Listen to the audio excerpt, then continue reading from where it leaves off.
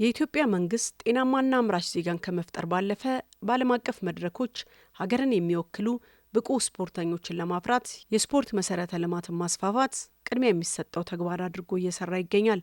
በዚህም መሰረት በተለያዩ የሀገሪቱ ክፍሎች አዳዲስ ስታዲየሞችን ከመገንባት ጎን ለጎን ነባሮቹ ደረጃቸውን ጠብቀው ታድሰው ለውድድር ዝግጁ እንዲሆኑ ከፍተኛ በጀት በመመደብ የህዝብን ተሳትፎ በማስተባበር ሰፊ እንቅስቃሴ በማድረግ ላይ ነው።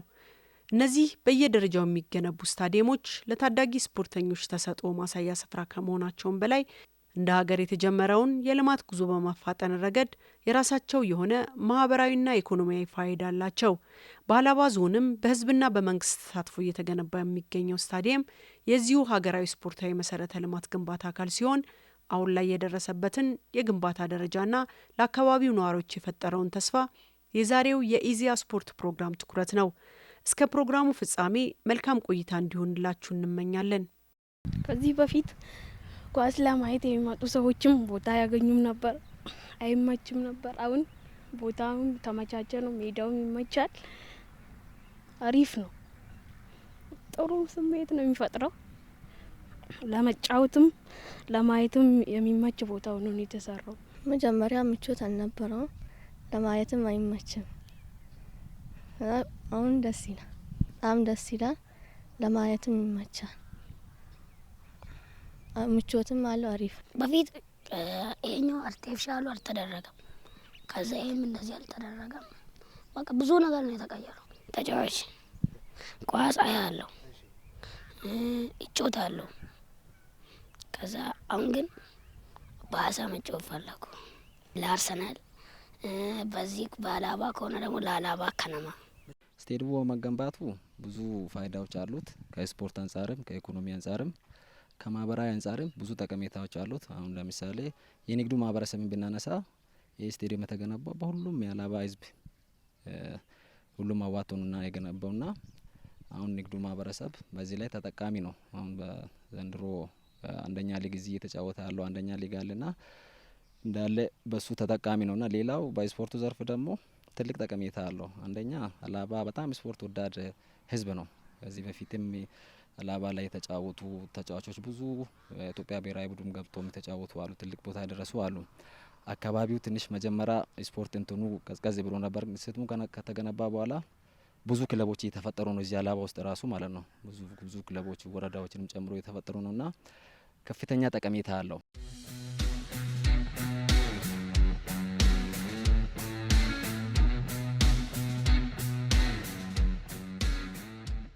እዚህ ጋር የተገነባው ስታዲየም ለኛ ለነጋዴ ህብረተሰብ ወይም ለባለ ሆቴሎች በጣም ትርፋማ፣ አሁን ትርፉን እያየን ነው። ባለፈው የሊጉ ይሄ 16 ቡድን ከመጣ ወዲህ ሌላ ለውጥ አለ ከተማው ላይ ማለት ነው። ስለዚህ በጣም ደስ የሚል ለውጥ አለ ነው። ህዝብና መንግስት አንድ በመሆን የተሰራው ስታዲየም ባለ ሀብትን በአግባቡ አስረድቶ ተረተን ህዝባችን ገበሬም ሆነ አርሶ አደርም ካለው ሳይሆን ያለውን ሰጥቶ የግዙፍ ስታዲየም ገንብተዋል። ይሄ ሰላምና አንድነትን ወይም እድገትን ነው የሚያገልጸው፣ በሰው ሳይሆን ተግባሩም ይገልጻል። ይሄ ስለሆነ አመራርም ህዝብም ሁሉም አንድ ላይ አብሮ እየሰራ ነው። እዚህ ስቴዲየም መገንባት ለአካባቢው ትልቅ ፋይዳ ነው ይዞ የመጣው። በዋናነት ቀድሞ የነበረውን የሀላባን እግር ኳስ ስም ለመመለስ ትልቅ ሚና አለው ብዬ ነው እንደኔ እንደ ነዋሪ የምገምተው። ከዛ ውጭ ሌላ ስቴዲየሙ ከሀገር አኳያም ከሀገር ልማትም አኳያ ትልቅ ፋይዳ ያለው ትልቅ ጠቀሜታ ያለው የተለያዩ ክለቦች በመጡ ሰዓት ለማህበረሰቡ በተለያየ መልኩ ተጠቃሚ የሚሆንበት፣ ሆቴሎች የሚገነቡበት፣ የተለያዩ ደረጃቸውን የጠበቁ ማንኛውም መሰረተ ልማቶች መዘረጉበት ከዚህ ስቴዲየም ጋር ተከትለው መጡ ናቸው። በጣም ከፍተኛ መነቃቃት እየታየ ነው። ስቴዲየማችን ይሄው ጀምሯል። አሁን ዛሬ ላይ የዚህ አሁን ከየአገሩ እየመጡ እዚህ ላይ የሚጫወቱት ክለባት ጭምር ይሄ ማሳያዎቹ ናቸው። ይሄ ትልቅ ነገር ነው። ህዝባችን ሀላባ ላይ በነገራችን ላይ ኳስ ወዳጅ ነው። ከልጅ እስከ አዋቂ ኳስ ወዳጅ ነው። ተመልካቾቻችን በአሁን ሰዓት ራሱ እየገቡ የሚመለከቱት ይህንን ኳስ ስቴዲየሙ ደግሞ አልቆ ተጠናቆ ሁሉም ነገር ሆኖ የተለያዩ ክለቦች እየመጡ በሚጫወቱበት ሰዓት ብዙ ተመልካች ማትረፍ ይችላል። አገራችንን በዛው ልክ ደረጃቸውን የጠበቁ ሆቴሎች፣ ደረጃቸውን የጠበቁ መሰረተ ልማቶች ተዘርግተው ጥሩ ነገር ማየት እንችላለን የሚል ግምት አለኝ።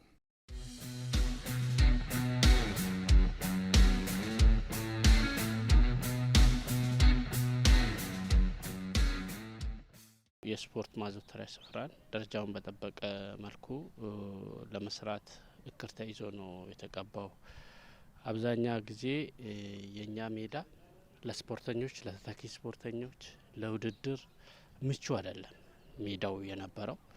ልጆች በዚህ የተነሳ ልጆች በአጭር ጊዜ ውስጥ ከውድድር መውጣት፣ በጉዳት መውጣት፣ ልምምድ ቦታዎች ምቹ ባለመሆናቸው፣ የውድድር ቦታዎች ምቹ ባለመሆናቸው ጉዳት አስተናግደው ያለ እድሜያቸው ከዚህ ከስፖርቱ የመገለል ጉዳት የማድረስ በተለይ ጉልበት ላይ ባት ላይ የሚፈጥሩ ጫናዎች እነሱ ትንሽ ስፖርቱ ላይ ትንሽ ትኩረት ያልተሰጠ ነው በሚል ዞኑም ይህንን ኢኒሼቲቭ ወስዶ 2016 ላይ ኦልሞስት ይህንን ፕሮጀክት ጀምረናል ማለት ነው። ስለዚህ አጠቃላይ ተሳትፎ ያለው በህብረተሰቡ ነው። ደግሞ ምቹ ሁኔታ ፈጥሯል ማለት ነው። አንደኛ ታዳጊ ስፖርተኞች ከእይታ የሚያገኙት እውቀት አለ።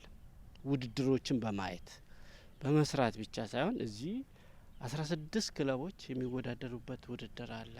ከዚህ የሚወስዱ ታክቲካል ዲሲፕሊን የሆኑ ትምህርቶችን በእይታ የሚወስዷቸው ነገሮች አሉ። ልምድ ይወሰዳል ከጨዋታ።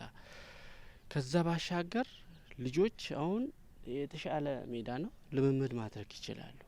የተሻለ ሜዳ ላይ ውድድር ማድረግ የሚችሉበት ቤታቸው ድረስ የመጣበት ሁኔታ ነው ያለውና ለተተኪ ስፖርተኞች ትልቅ እድል ነው ይሄ። እነዚህ ክለቦች ያመጡት ፋይናንስ እዚሁ ነው የሚያፈሱት ማለት ነው።